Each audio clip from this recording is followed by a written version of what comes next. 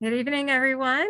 Thank you so much for being a part of this evening. We are going to give everybody just a couple of minutes to go ahead and get logged in, and we will be then starting in just a few minutes. So thank you for your patience.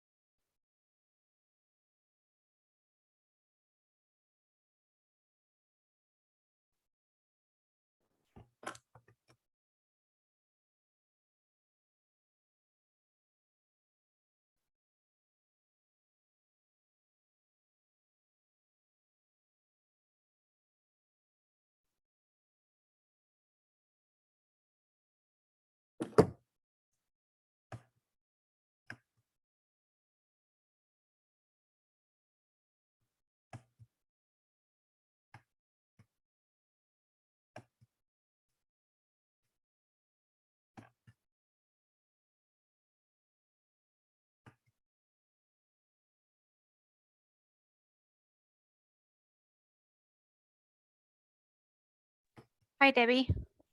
Hi, there you are. Hi. I'm so sorry that that was challenging for you to get in. I'm going to go ahead and add you on the interpreter piece. For some reason, I can't. It looks like maybe it's not. Yeah, I'm not assigned as an interpreter right now. I just wanted to confirm with you, you're going to be the one introducing then people to the feature, correct? Yes, that's correct. Okay, awesome. Thank you. And you should now be able to translate. Great. All right. Well, good evening, everyone. Thank you again for being here. We'll go into some introductions and getting the program started. But first, we want to make sure everybody is able to join us. And what we want you to be able to do is have your language preference. And so if you can please select at the bottom of your screen, you'll see something that says interpretation. And you need to go to that button to pick either English or Spanish. And so it's really important that you pick one of those because we will be translating this evening's program. And so again, just to go into the interpretation, if you have a question about that, please enter that in the Q&A, and we have one of our wonderful board members who will be able to answer your question as well. So we'll give everybody just a moment to do that.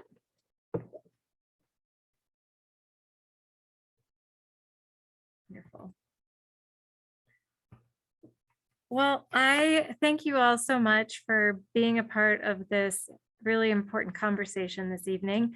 I'm Debbie Pope, and I'm the CEO for the YWCA, and I'm also the chair for the Women's Collaborative of Boulder County.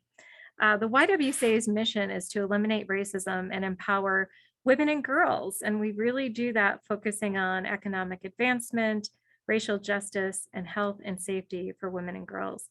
So we're really hosting this event tonight in an effort to acknowledge that sexual assault is harming many of our young women and to take action to show that we value and prioritize changing the culture and response in our community surrounding sexual violence. Tonight, we are focusing specifically on female identifying individuals, but there are several sexual assault survivors who identify as male and have intersections across ethnicity, gender identity, and sexual orientation. This is a community problem. It's not enough just to have the conversation. And so the advocates who are really joining us tonight, they're the ones taking action to change legislation, school policies, culture, and support for survivors addressing sexual assault. I'd also like to acknowledge Zonta Foothills for being a wonderful partner and underwriting sponsor for tonight's program. And additionally, I'd like to acknowledge Tracy Dundon, a community leader who has been advocating and supporting this important work as well. And she's been helping to plan tonight's meeting as well. Before we do that, I want to make sure that we honor and acknowledge that the land on which we reside is the traditional territory of the Ute, Cheyenne, and Arapaho peoples. We also recognize the 48 contemporary tribal nations that are historically tied to the lands that make up the state of Colorado. May this acknowledgement demonstrate a commitment to working to dismantle ongoing legacies of oppression and inequities and recognize the current and future contributions of Indigenous, Black, Latino, Asian, and other historically excluded communities in Boulder County, the state of Colorado, and beyond. So the hunting ground that we asked everybody to watch, hopefully you had an opportunity to do that. It's a 2015 American documentary film about the incidence of sexual assault on college campuses in the United States and the reported failure of college administrations to deal with it adequately. It was written and directed by Kirby Dick and produced by Amy Ziering. John Kloon, who's joining us tonight as an esteemed panelist, was representing some of the women in this movie who were survivors. If you didn't have the opportunity to watch it, like I said, I hope that you did, but if not, we do want to take a moment to just share the trailer so we're all kind of grounded in the same place. And sadly, even though it came out in 2015, the conversation has not changed, and the progress has been slow and in some cases unchanged. So give me just a moment and we will.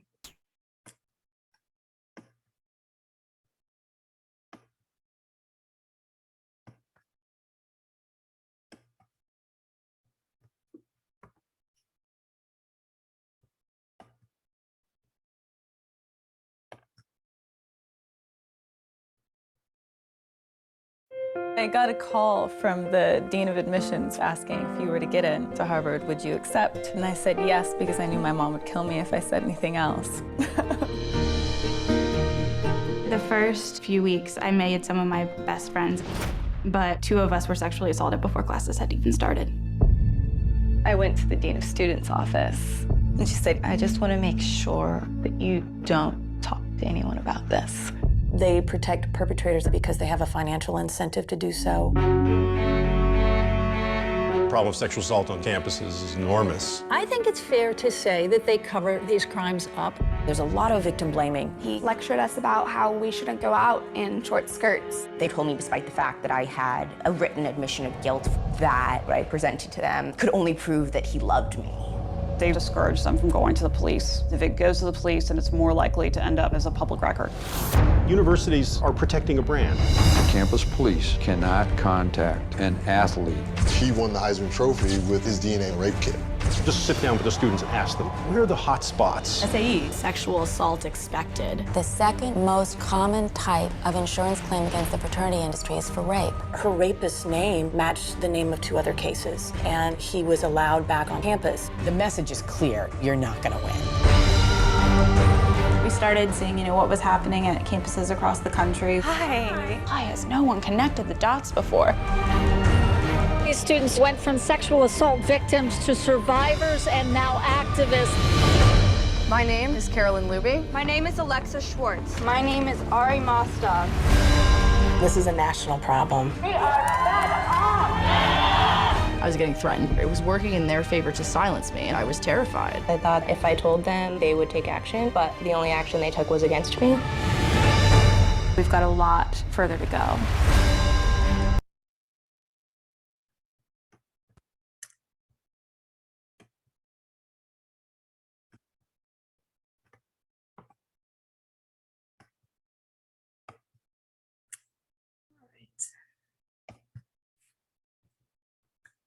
So as some of you watched that documentary and saw what has happened across our country in this, we know currently that 82% of sexual assault victims nationally under 18 are female. And females ages 16 to 19 are 4 times more likely than the general population to be victims of rape, attempted rape, or sexual assault. As we move into Colorado, 33% of Coloradans experience sexual violence in their lifetime. And of that, 80% of the violence is experienced before a person's 25th birthday. Boulder County reported a 64% increase in ER visits during 2020 for sexually violent related injuries for the age range of 10 to 17-year-olds. And Healthy Kids Colorado survey, with some of the most recent results that I've been able to pull from 2019, show that 470 students have reported being raped in BVSD high schools, and 672 BVSD high school students report experiencing dating violence, and 6.7% of Colorado high school students report being raped. And you can see as we look across the state even that there's on average 50 rapes a day in Colorado. And I'm hopeful that you take a moment to take in these, take in these statistics. They're disturbing, and it's part of the reason that we need to be taking action. We're going to be talking about Title IX tonight in terms of how it relates and can act as a real protection in a way to be able to take action and make change. And I think most people think about Title IX as how it really ties into prohibiting gender discrimination in educational institutions, and as it's best known, really an application to sports. But as you see, it really is put into place too to prohibit sexual harassment and assault by school employees, along with sexual assault, dating violence, stalking, sexual harassment, and cybercrimes by fellow students. I just have a few images I want to share because we have advocates tonight from BVSD survivors, and there's two pictures here from some of the demonstrations that they have organized in relation to really the way that cases were being handled or reports were being made and how survivors were being treated. We also have several CU advocates who have been working. This was one of the latest demonstrations that was in the news that happened in late fall related to two women who reported being assaulted in the same fraternity house within a week.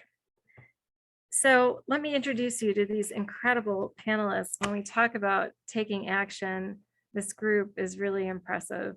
Lindsey Breslin. Lindsey, if you want to go ahead and put your picture up, is from Moving to End Sexual Assault. Lindsey is the program manager for Moving to End Sexual Assault, or MESA, and she has over 25 years of experience in the social work field, providing direct service in the areas of gender-based violence, HIV and AIDS prevention, anti-human trafficking, suicide prevention, and crisis work. And Lindsey is passionate about providing the best services possible to survivors of sexual violence and working towards ending sexual violence in our community. Lindsey, thank you for being with us this evening. Pierre Booth is with the CU Safe Campus and is an advocate for them. Pierre is a senior at CU Boulder studying sociology, always having a passion for activism. Pierre has attended protests and sought radical change in their communities since they were in high school. In the aftermath of a sexual assault, the only way Pierre could find any sense of action was really through direct action and demonstrations, and they formed the CU Safe Campus Initiative, organized via Instagram. They had the goal of raising awareness for both students and the university on the plague of sexual assault and rape culture that exists among students, resulting from their posturing campaigns and demonstrations in the University Memorial Center. Pierre and other members of CU Safe Campus Advocate met with administrators at CU on the issue, but have yet to be satisfied with the university's response. Thank you so much for being with us tonight as well. John Kloon is a Title IX attorney. He's recognized as one of the nation's top sexual abuse attorneys. He's been litigating on behalf of survivors of assault and harassment in courts and campus proceedings for nearly 25 years. A former chief deputy district attorney, John has developed a national practice representing survivors of sexual assault after seeing firsthand the poor treatment received from the justice system when opposing powerful persons or institutions. He has taken on cases against many influential persons, such as NBA All-Star Kobe Bryant, and U.S. Supreme Court Justice Brett Kavanaugh, is a regular speaker on Title IX. Prior to joining Boulder law firm Hutchinson Black and Cook, John co-founded and served as the first legal director for Rocky Mountain Victim Law Center, a pro bono nonprofit organization dedicated to the enforcement of crime victims' rights, where he currently serves as their Title IX advisory board. Thank you so much, John, for being here. Sophie Dellinger, it's a recent Fairview graduate and co-founder of BDSD Survivors. It's a student-led movement and the co-creator of the website Redefine T9 at BDSD. Sophie is currently attending Colorado College. Sophie, thank you for being with us this evening. And then Beatrice Sanchez is part of the BDSD Survivors. She's the other co-founder along with Sophie. She's a recent Fairview graduate and again, the co-founder of BDSD Survivors, and is also the co-creator of the website Redefine T9 at BVSD. And she is also currently attending Colorado State University. And I should say not also attending, she is attending Colorado State University. Beatrice, thanks so much for being here. And finally, we have the great honor of having Colorado Senator Faith Winter with us. Faith Winter is the Colorado State Senator from Westminster, Colorado. She's been elected since 2007 and served as a city council member, mayor pro tem, state representative, and now state senator. And Faith has focused on policies that focus on combating climate change, creating more just and fair workplaces, and policies to deal with sexual harassment. And Faith has a long legacy of supporting women's leadership. And so thank you all for joining us this evening and being a part of this important conversation. We're going to start this evening by asking each of you this question that's really related to what you feel is most important for community members to understand about how sexual assault is impacting the lives of preteens and young adults in our community, and what injustice you're battling with your advocacy efforts. So let me go ahead and start with Beatrice, really thinking and looking at, as your work was really focused on more high school women. Yeah, so as you all know, Sophie and I created BBSD Survivors, which basically started as a way to create Title IX reform within our district. Along the way, we noticed a lot of inconsistencies, not only in the way that the district handled things, but also in the way that community support rallied in the district just did not match up that community support and the community needs. Things that we realized that we needed was, well, to start with, was inclusivity in the topic of sexual assault prevention as well as education. So that is when we started contacting MESA. We really wanted to make sure that the district was being as clear and conveying all the different ways, reporting processes that were available to its constituents. But one of the main things that we really focused on was sustainability. A lot of the times things happen in the heat of the moment. Things happen when it can be placed on a newspaper article, and that's when things are actually occur. But what Sophie and I can maybe even pass it on over to Sophie so that she can mention a little bit more. But what Sophie and I really wanted to make sure was that this wasn't going to be a one and done situation, that it was going to be student-centered, student-focused. And as long as students were at BVSD, it was going to be a continuing topic of, work and development. Yeah, so Sophie, as a co-founder, can you kind of, off of what Beatrice was sharing, your thoughts on this question?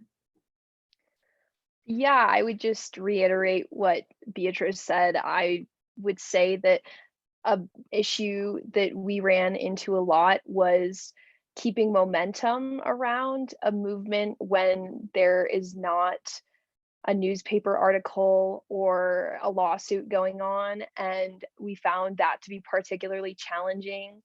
And additionally, I would add that I think it's particularly difficult working with K through 12 survivors on issues of Title IX, because the Title IX process can be complicated to understand for people of a younger audience, and it is not explained very well to that level, and there's a lot of absence of knowledge on Title IX. So the overall reporting process of going through with the Title IX report is very difficult for people at the K through 12 level. Yeah. Well, and we appreciate you bringing a lot of awareness to that, myself included. I don't think I realized how critical that can be, and using that as a way to be able to right some of the injustice that's taking place. Pierre, you're working on CU's campus, and I know you all have been organizing too. What impact are you seeing that you want community members to be aware of? And then, of course, you're battling injustices as well. And so, what have been some of those barriers or challenges that you've been experiencing? I think kind of what both Sophie and Beatrice were like referencing as far as not having momentum is definitely a big problem that we've faced in our organization. We at first did a postering campaign, and this was prior to the protest that happened at the Pike fraternity. And then following the protest, there seemed to be a lot of momentum. We had a lot of people coming to meetings. And we did not organize the protest. The group that I was a part of was not responsible for that. But then when we planned a future demonstration, maybe a fourth of the people who had shown their interest actually showed up for this demonstration. And though we were successful, at least in getting the attention of CU, which was like pretty impactful. However, in our meeting with the CU administration, we were basically informed that under the previous presidential administration, there had been many changes to Title IX that basically make all of our demands and the things that we think would actually institute significant change are now not possible. And this personally affected me with my sexual assault case. I'm not sure how much you would like me to go into that, but basically you're not allowed to be protected in the classroom anymore until there's been a hearing of your case. And I think most of our frustration, and especially my frustration, is CU seems to be funneling a lot of their money into adaptive measures taken and like taking care of survivors. As far as the Office of Victims Assistance, it's very well run, and I was actually very impressed with CU's office, but there seems to be nothing to prevent it. And rape culture is a thing, and it's a huge thing that's plaguing CU. We're known across the country for having this party culture and this high rate of sexual assault, yet CU doesn't seem embarrassed, or they don't seem to be doing enough to tackle it. And when we finally had our meeting with admin, they seemed almost like they were seeking to dismiss us, or just to tell us that the things that we want aren't possible. So I think we need, as a community, a lot of widespread change. It can't just be a few people who are survivors or passionate about the issue, sitting in the University Memorial Center. It needs to be a conversation with people across all different socioeconomic levels. All different resources need to be pushing for this change, because it'll affect everyone. Mm-hmm. Lindsey, I'd like to ask you to talk a little bit about what you're seeing, because Mesa is working with our community in this. And so as you're, listening to Sophie and Beatrice and Pierre, what is your experience, and what are you seeing in terms of the impact and some of the challenges? Yeah, and I think what I want to address is the emotional and psychological impact that we see on a daily basis, talking to survivors through our 24/7 hotline, through our text line, and accompanying people to report to police or at the hospital when they have a forensic medical exam. to collect DNA. And what I see is there's no normal response to the abnormal experience of sexual violence. And there is a range of emotions and everything is valid. I've sat with survivors that are absolutely furious that this has happened to them and want to take action and become an activist.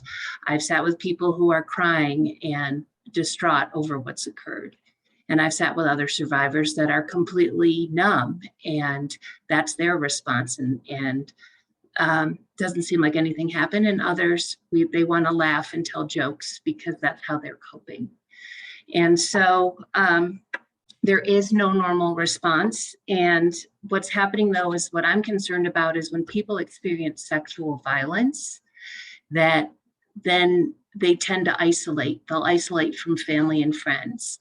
They have trouble focusing. Their education can be interrupted because they can't complete assignments. They often feel a lot of shame and guilt, although I want to make it clear that the only person responsible for the sexual violence is the perpetrator, because they made a choice to take away someone's control and agency in that moment. And so, and people might develop more substance use issues. So these are the impacts that people have, and survivors' lives can get very narrow in the weeks and months following a sexual assault, and they're no longer able to thrive. So that's what I see is that people need to hear. We often hear how a young man's life will be ruined if they have an allegation of sexual assault against them. How often do we hear about how someone's life has been impacted who's experienced sexual violence and the long-term impact that they experience? So the injustice I see is our continuous victim blaming in our society, that we, as Pierre stated, we live in a rape culture, which is an environment where sexual violence is almost expected. And so, especially as we know, all genders face sexual violence, but often young women are questioned as to their behavior, what they were wearing, why were they there, versus asking why someone has perpetrated that sexual assault. We expect people to be able to stop their sexual assault. And when we're not teaching people not to perpetrate sexual violence. So for me, the injustice I see is the victim blaming and the minimization of our society, where I often speak to survivors who say, well, no one's going to believe me, or it's not big enough of a deal. And just the last comment I want to make on that is, at MESA, we look at it, it's not the severity of the incident, it's the severity of the impact. And so, and as a society, we like to minimize that. And that has real impact about people feeling comfortable to come forward, even to tell their story or tell anyone for support.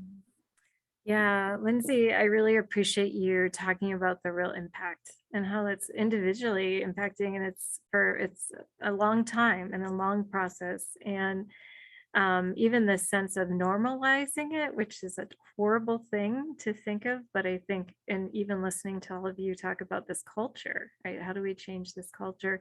So John, Title IX, tell us a little bit about how you've been able to work with survivors to really leverage this piece as you've been representing them, and then maybe even to Pierre's point, just as it being cited with the former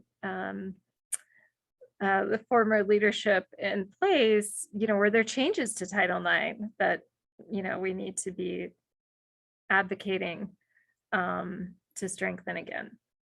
Yeah, and I'll take those in reverse order. I mean, I know the current administration is working to make significant changes to what the last administration did. They were significant changes. They did hamstring even very well-meaning schools that would like to otherwise be more supportive to survivors.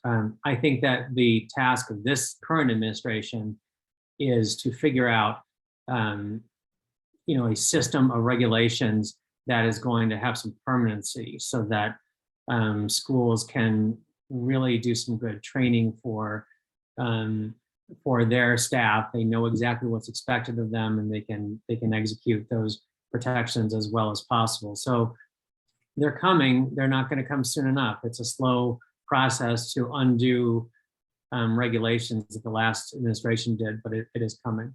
The thing that I love about when I started doing Title IX work, which was about 15 years ago, is how powerful an individual survivor can be using Title IX. Almost all educational institutions receive federal financial assistance, and if they don't comply with Title IX, I mean, that's the agreement with the federal government, is we're going to give you money, and if you don't comply with Title IX or Title VII or any of the other civil rights statutes that we have in place that deal with discrimination, we can take the money away from you.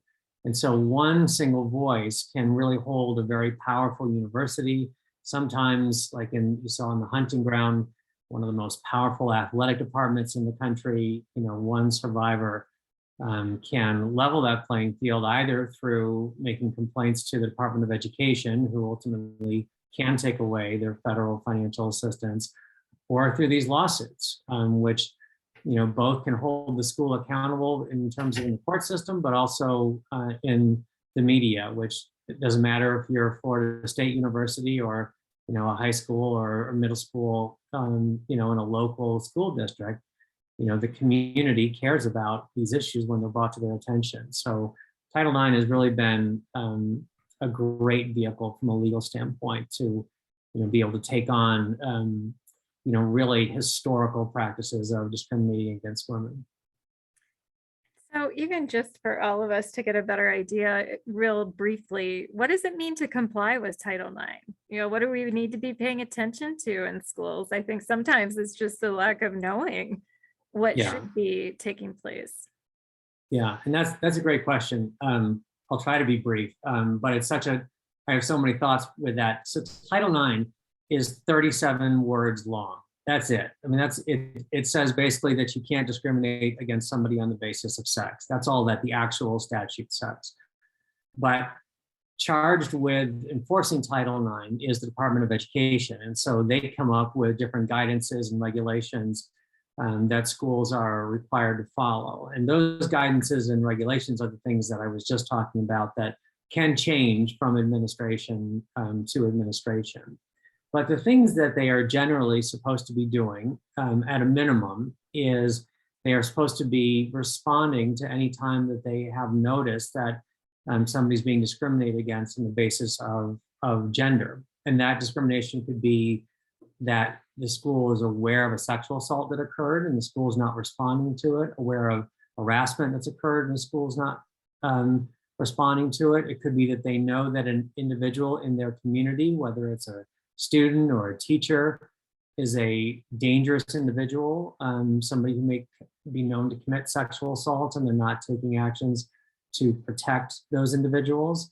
And then once they do learn of sexual harassment of somebody in their community, whether it's student or teacher or whomever, they have an obligation to move swiftly and reasonably to address that discrimination and make sure that that student or teacher can continue on with their education or their job, whatever the case may be.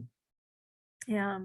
And so some of that is where you need somebody overseeing Title IX, right, within the districts and schools, because I think one of what I've heard and seen in the reporting structures is that when it's school by school and it's not, people are making decisions about how to address that and maybe, benefit of the doubt, even knowing, what do I need to be doing to comply with Title IX? Faith, thanks so much for putting that in the chat. And we were talking about this before the program started about, how can we, what's been strengthened from a state legislative perspective. And so it's like you're creating the laws and legislation. We've been talking about maybe how it's been upheld, but share with us a little bit about what you're trying to do from a legislative perspective to strengthen Title IX. Thanks so much for having me. And first, I just want to thank everyone for participating in the panel, especially those telling your own personal stories, because it really is your personal stories. And as John said, the power of one survivor can really change entire culture and entire law and legislation. And so my job as a state senator is to try and take that experience and legislate solutions. And then we need to make sure that those solutions are implemented and ultimately change culture. But you can't legislate culture. And we've talked about how we are living in a rape culture right now. We're still living in a culture where sexual violence is accepted and allowed and glorified. And so a couple years ago, I updated the Title IX laws in Colorado because we knew what the last administration was doing and how they were weakening Title IX laws and actually making it much, much worse for folks to come forward. And we know that the majority of sexual assault, the majority of rape, the majority of sexual harassment is not reported. And that what happens when we do come forward is pretty hard and difficult to deal with. So yes, one survivor can have a massive impact, but the massive impact you have culturally is also a massive impact on you personally. So one of the things that we did in Colorado through 19-007, which that's just if you want to look it up, right? Like, is the bill, is we worked on several different solutions that we knew were problems with Title IX. Now, I know it's not being completely implemented through institutions, especially K-12 institutions, because it's complicated. And a lot of K-12 institutions don't have a Title IX point person. They definitely probably don't have one in each school in the way the universities do. So some of the things it did was ensure timely and concurrent updates to both parties, right?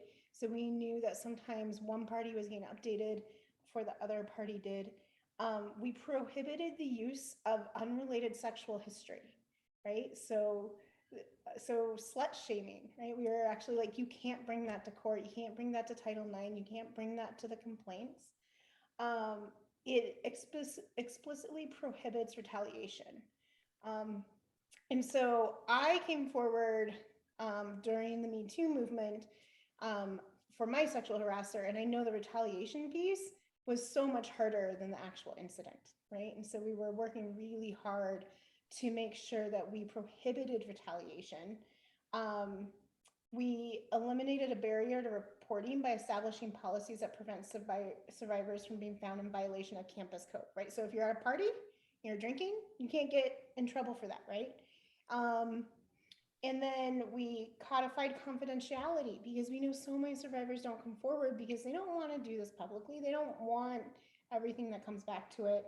And we made sure that there's accommodations. And so it breaks my heart that those accommodations were not being offered to Pierre, for example, right? Like, let's work on this. Let's make sure it's happening. And then establishes a training for all students and faculty because we know the vast majority of people probably are going to be sexually assaulted or sexually assault folks, but almost everyone's going to know about it. So how do we do that bystander training? The number one thing that we can do is more training and bystander training to prevent this and to establish new transparency standards. Now, we legislated it, implementation, so, culture change, even less, right? Mm-hmm. And so we all have to come together and make sure we're doing all three of those things in order to create the cultures that we want, because ultimately Title IX is about equal access to education. And what happens when people are sexually assaulted, and it is awful to come forward, and if you do come forward, you aren't likely to get justice, chances are you're just going to drop out or not go to school, or your grades are going to suffer. Right, kind of what Lindsey was talking about. So thank you, Senator Winter, especially, I think, just describing the depth of, legislation. And I really appreciated this idea of, it needs to be a holistic approach to this, especially as it relates to, culture and training and education to try to prevent it. Sophie and Beatrice, you really leveraged Title IX. So as John was talking about really being powerful, this is something that I know you have been able to really talk to administration about and be able to really identify concrete changes that need to be made. Share with me a little bit about how you found out about Title IX and maybe what you think we need to be doing, especially, you know, like Faith was talking about education. Do you want me to start? Yeah, okay. Go ahead, Sophie. You start this time. So I found out about Title IX pretty early on in high school, actually because of a case that was happening at CU. And I was aware of what Title IX was, but more on the sports aspect, I would say, and not that it prohibited, when it came to prohibiting discrimination on the basis of sex that included sexual assault and harassment. So when there was a large sexual assault case at Fairview, my senior year of high school, I started looking into Title IX more, and I then with B started looking at our own school's Title IX policy, and that's when we realized how much of a disconnect there was between the federal level and what was going on at our school, and that they were nowhere near in compliance with what was necessary on the Department of Education's website. So B and I did a lot of in-depth research, just reading through a lot of the Department of Education's suggestions and their regulations on what a school needs to publish on their websites and have available to students. And we kind of just took it apart piece by piece and went through and found the holes in BVSD's policy. And I'll let B add on if she wants. Yeah, thanks, Sophie. So that was like a great way to explain how we got to the topic of Title IX. Once we were there, I think the added layer of it all, which we also experienced and watched the two folks in the Hunting Ground movie, is that, you know, it shouldn't be teenagers or 19, 20-year-olds' jobs to have to come through Title IX legislature and hold their districts accountable. And so I think amongst all that, yes, we did a lot of work, but overall, I think the main thing that we need to understand when it comes to all of these things is that we're just holistically and as a country failing students, both at a K through 12 level and a college campus level.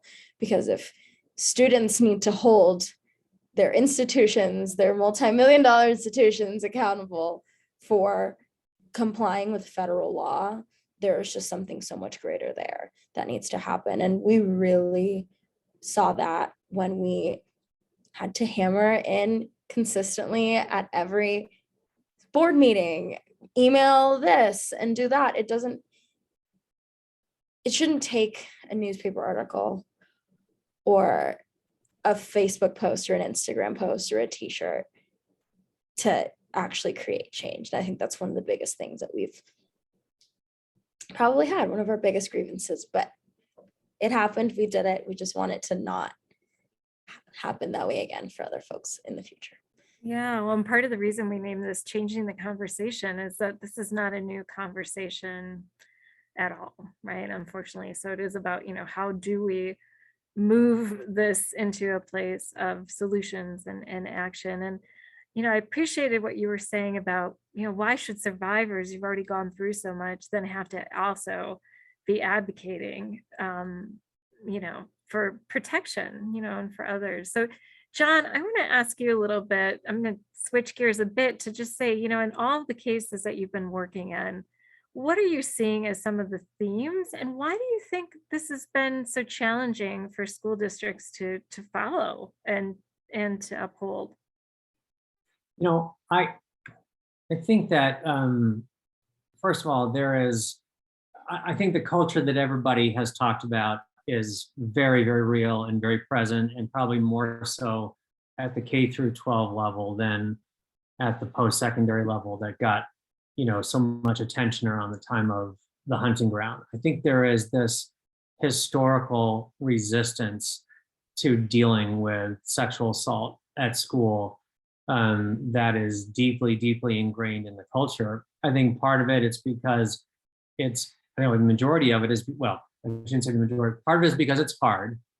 You know, they don't want to deal with these kind of disputes that I'm sorry for the word disputes, but these kind of reports that happen between two students. So it's difficult for them. And also, we live in a very, male privileged culture, and the response of just,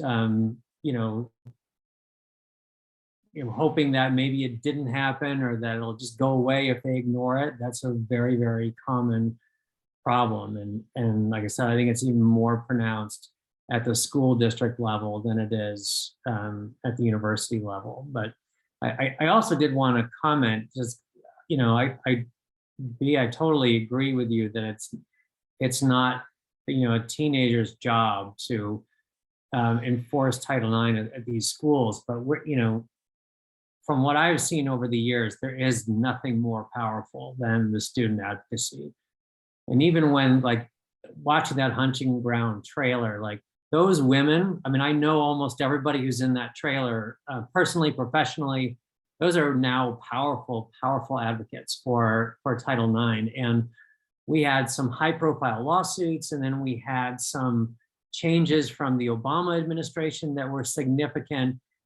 But then when the student advocates took off, that's when change really started to be made. And so it is unfortunate that we still do have this culture, and it's going to take some time to change that. But kudos to all of you, because there is nothing more powerful than student advocacy. So you bring up a really great point, John, is that, is the group that we're missing in terms of advocacy and why it's so important for our whole community to recognize this as a problem. Lindsey, is some of that, where men, right? Men and boys and those that their voices need to be heard in this. And I know in some of the demonstrations that have been happening, that boys and men have been showing up. But I know, Lindsey, you're also trying to get to a place of, like, how do we work with, we're always spending so much time talking to survivors and to girls about what they need to do to protect themselves. What do we need to be talking to? And again, I don't want to generalize that, all sexual assault is coming from a male or boys, but it is most common. So what are you seeing? What do you think needs to happen? And especially even for parents who are on this call this evening. Yeah, well, I just want to acknowledge again, Sophie and Bia's activism is that because of that, and that now in Boulder Valley School District, that MESA is in all 7th and 9th grade classes in partnership with the Safe House Progressive Alliance for Nonviolence, doing 4 lessons on healthy relationships, cycle of violence, boundaries, consent, and sexual violence, and how to support a friend. So that's where we're starting. We want to not parse out and just educate men on sexual violence and not, teach them about consent. This is a conversation that has to be with all genders. And we need to be teaching these conversations starting in middle school.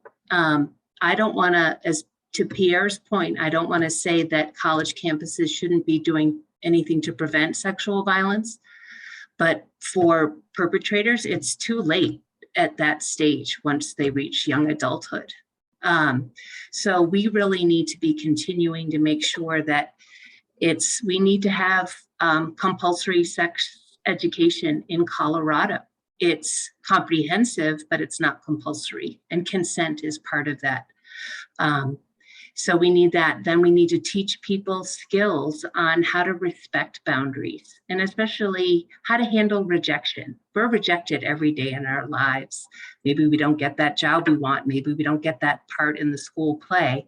But when it comes to someone rejecting us romantically or sexually, some of that white privilege and male privilege that we have in our society, people then just take what they want in sexual violence, in my opinion. I think, however, though, we cannot leave it all up to the schools. This is a parenting issue as well, that we need to talk to all of our kids about what is consent, about accepting boundaries, about healthy relationships, and not have these constant rules. Like we recently did a presentation at a school, and one of the students said, well, my brother gets to go out and do whatever he wants, and we're only a year apart, and I can't go out. And what message is that sending, right? And so I have difficult conversations even with parent friends of mine who are worried their sons are going to be, how their sons are going to be accused of sexual assault because these girls are sleeping with them. And I said, well, why is that all on the girls? I said, what are the conversations you're having with your son around consent? So it's not inevitable that this is going to happen. So I think that we need to continue education in the schools. It needs to be reinforced at home. We did parent presentations last year at Boulder Valley School District when we were doing this curriculum as well, and we had very low turnout, sadly. I think that people still don't think sexual violence is an issue until someone they care about experiences sexual violence or someone they care about has an accusation against them. Mm-hmm. And so we need to recognize it's a community problem for all of us. Yeah, Lindsey, thank you for lifting all of that up. Again, we can't change it, individually. We're going to have to do this collectively. I want to talk a little bit as we're thinking about action. And Pierre, I want to just go back to you and ask you, you're talking about conversations that you've been having with CU. What's 2 or 3 major changes at the university that you feel could create greater protections and potentially reduce, the number of assaults? I think that one of the most obvious things that CU could implement is hiring more investigators at the Office of Institutional Equity and Inclusion, because my sexual assault case, I was at first told 30 to 90 days it would be resolved, or that's when the hearing would occur. And they said that in September, and it is now February, and I have just received the preliminary investigative report. And I have very much communicated my grievances with this office, and they've told me that it's due to understaffing. That's why the timeline has been so stretched out. So that's something that could very easily be done. Another thing that I think CU could do is I think addressing Greek life is huge, because statistically, I think it's 38% of assaults are correlated to Greek life events that happen on campus. I personally believe that the elimination of Greek life as a whole would actually lead to a lot of reduction in assaults, because Greek life inherently enforces the gender binary, and there's countless other reasons that it just basically perpetuates rape culture in its very existence. And what CU often counters to complaints about Greek life is that they are not affiliated with the university. So apparently Greek life is run under 2 different major conglomerates. One is IFC on the Hill. The other one I think is just IFC. And there are lawyers and litigators who are in charge of these conglomerates. And I think that CU could use a little bit of the funding that they get for things like sports advertising or other things that aren't necessarily as important as preventing sexual assault, and use it to actually try and get some accountability with fraternities and try and get more surveillance or seek consequences, and that ties in with OYEC and a bunch of other things. So I think CU, in my meetings with them, very much played that's very hard for us to implement these measures, or we can't do that because we don't have control. And I think that they should maybe step up a little bit to try and take more control of situations. Here, you brought up a really good point, which is some of it kind of feels like it comes back to this idea of how money is being allocated, right? And how support, is there allocation, for enough staff to be working on this? Faith and Senator Winters, sorry, from your perspective, when you hear things like this and we think about funding and where dollars are going, and again, I know CU does not receive a lot of state funding, but I know other universities and colleges do.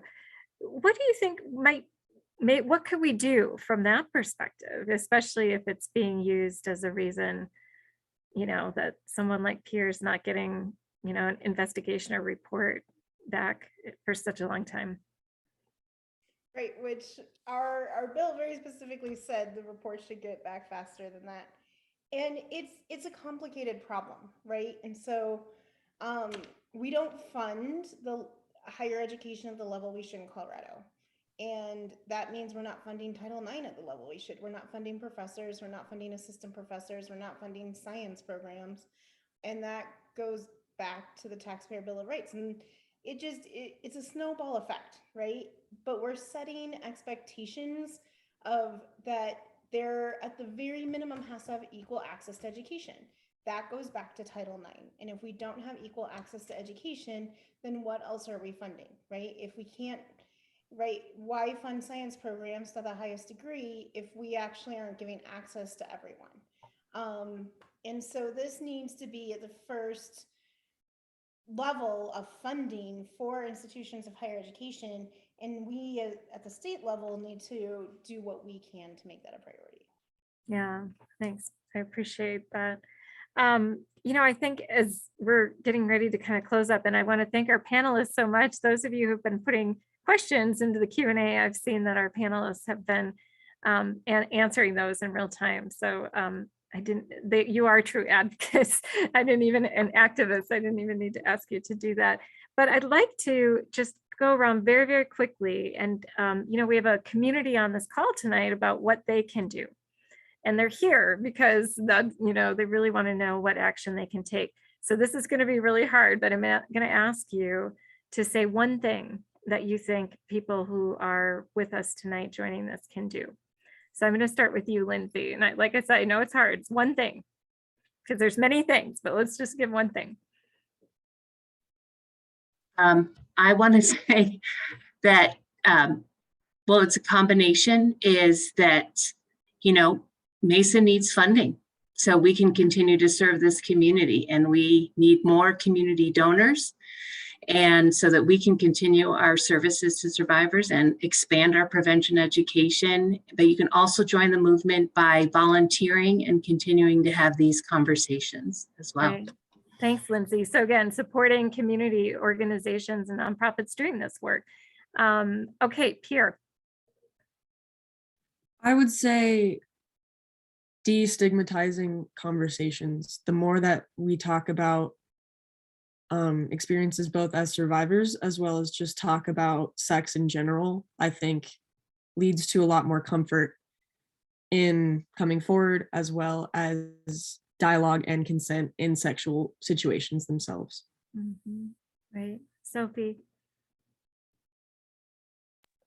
I would say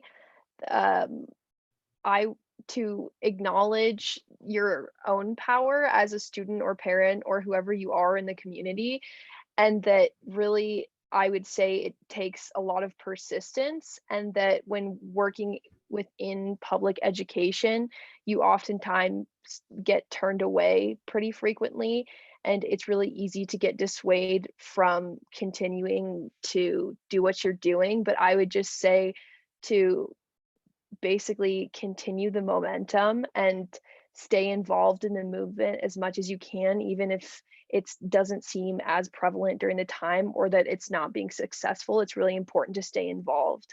Mm-hmm. Right. Thank you. Beatrice. I would say de-center whiteness and continue to challenge the systems that we've typically talked about addressing. I love that we're talking a lot about Title IX. That being said, there's also a reason why these systems are great but fail in many ways, and that's because they're not inclusive, they're not accessible, and they continue to perpetuate a broken justice system. So in all those conversations about preventing and intervention, make sure that we are looking at other alternatives and giving voices that in this movement typically have not been given the space to speak and talk about. Yeah, that's great. I really appreciate you bringing up that, that there's intersecting points here too, and it isn't the same. for all of us, depending how we're walking through and what privilege we have. John. I would say raise your own awareness about the prevalence of sexual violence and the impact of sexual violence.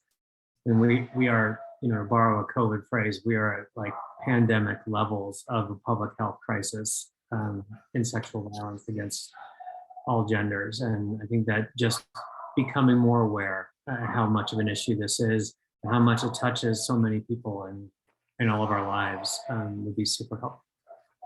Yeah, thank you very much. Faith, because we're at 7, here's what I'm gonna say is that there is a House Bill 1169 prohibits sexual act without consent is the name of that bill. And I know that you are sponsoring that on the Senate side, right? It's on the House side right now. So what do we need to do? Who do we need to talk to and support that? Contact the Senate Judiciary Committee because it will go there.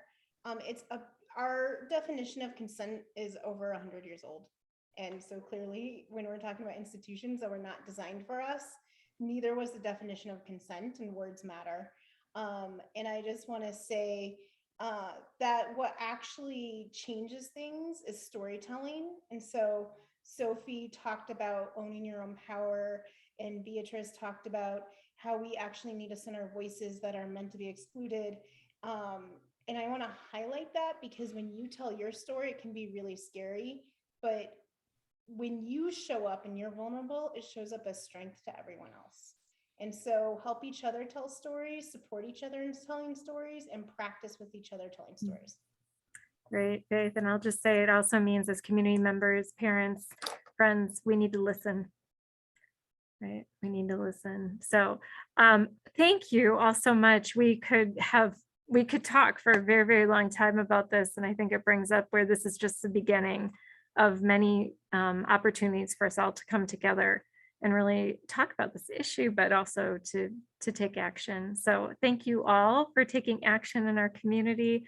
And I appreciate everybody who joined us this evening. Thank you. Thank you, Debbie. Thank you for everyone.